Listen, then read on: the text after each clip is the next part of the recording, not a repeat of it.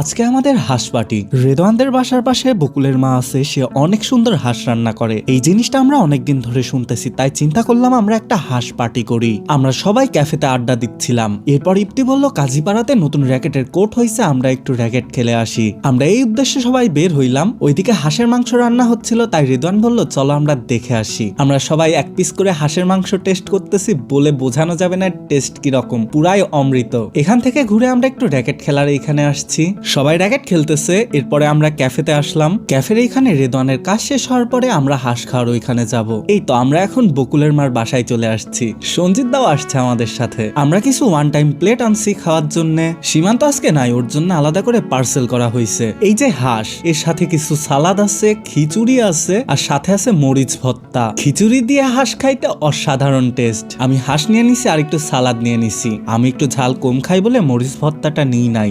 যা খাইছি পেটে আর কোনো জায়গা নাই। আমরা এখন এখান থেকে সীমান্তর বাসায় যাচ্ছি, সীমান্তকে ওর পার্সেলটা দিতে। সীমান্ত সকালে আবার পাবনা গেছিল, ও কেবল গোসল করে উঠলো। লাস্টে আমরা মোজো খাইলাম। টাটা, আল্লাহ হাফেজ, দেখা হবে পরের কোনো ভিডিওতে।